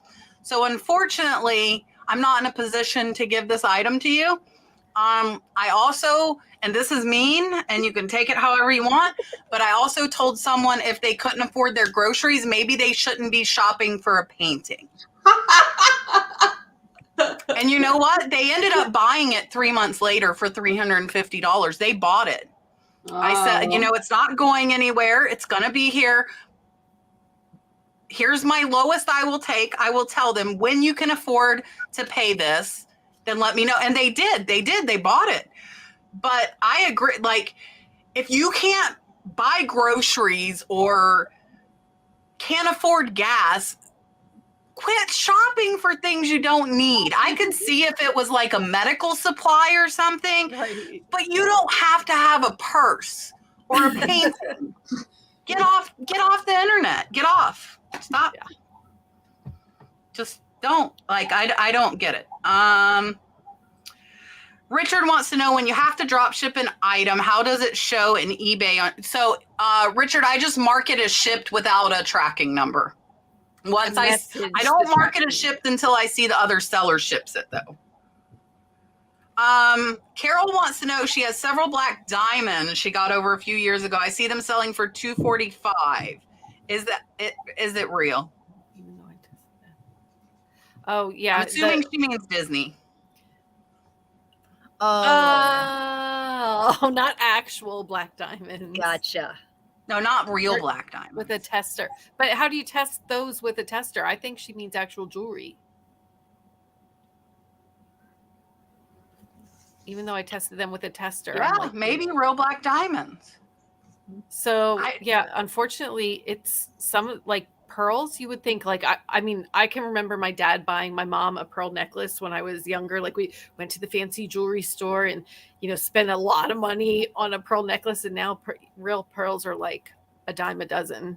Yeah. So it just, if she's saying that she thought that it should sell for more, and she's disappointed that real black diamonds are selling for $245, it's just, yeah, I don't know what to tell you. Yeah, I don't know. I thought you meant the DVD or VHSs. I don't know anything about any diamonds at all. Yes, Naomi is the one who had almost a $500 sale on a table. I found her in our live sourcing. which is awesome. Congrats. It was a mid-century modern, amazing table that I like immediately went to and looked it up on WorthPoint, and she paid $82, which was a little higher than we were wanting, but it sold really fast. I think in only a few weeks for almost $500. Nice. Here, look, Naomi is now my advertisement. It really is. It's fun for me because I get to go shopping for everybody else. But we all learn because I'll look up on WorthPoint while I'm sourcing on auctions. Like if it catches my eye, I go look up and see what it's worth. So we learn. It's a fun Saturday night. It's this Saturday, by the way. It's this Saturday. We're going to do a couple more questions and then we are going to go. We're already over. I have a global shipping buyer asking how much customs charges will be. How do I know? I don't do it. I don't know. Yeah, I don't know. Have you? I do it and I don't know. I know like global shipping will tell them a total amount. But I think when we do like the standard international, I think they have to pay it on their end. So I think they would need to look like their country's rules. As a reseller, do you charge less on a buy it now item that has been listing a long time, more than 6 months, to get rid of the buy it now fees? I'm assuming she means like the revolving. I'm assuming. I mean, So yeah, I you lower lower my the price after 6 months. I lower the price or I relist to get it as a fresh listing. I do the same. Yep. I just hope that somebody watches it and then when I send an offer, it's a very attractive offer, like maybe even 50% off. Like if I get interest on something I've had a long time, I'm going to send them a really good offer to make them want to buy it. So yeah. All right. I am going to let these ladies say bye and we are going to get out of here. Angie, I'm going to tell you real quick. We all said we mostly get them on eBay, but you can also get them on Amazon. eBay tends to be cheaper most of the time. All right. I'm going to go backwards. So Dale is going to go first, then Miss Gwenna, then Jess, and then we will get out of here. We still have over 400 people in the chat. Thank you all for hanging out. Next week is going to be Josh, Mr. Harry Tornado, along with Ben, Ready, Set, Resale. So Nice. next Tuesday. All right, here's Dale. Thank you so much for having me. I mean, I learn something new every time I'm here. Today's takeaway was open an eBay store as soon as I leave here. So thanks, everyone. All right, and everybody's channels are in the chat. Here is Miss Gwenna. Thank you for having me, Kat. I really enjoyed it. It was a lot of fun. You can find me at Sunflower Flipper on YouTube and Facebook, and my eBay store is Gwenna_Baker. Bye. Perfect. Thank you for coming on. Here is Miss Jess. Bye, and thank you, Kat, again for having me. I know it was kind of last minute, but glad I could step in. You can find me on YouTube. I'm also on TikTok. I'm surprised I didn't get any TikTok questions, which I'm totally okay with. I'm totally okay with that. But yeah, thank you guys for all the questions, and see you guys soon.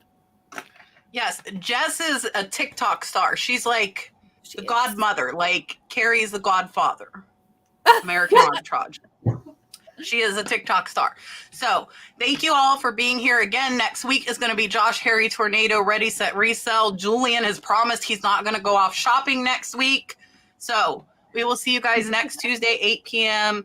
Eastern Standard Time, and every Tuesday. Bye, guys.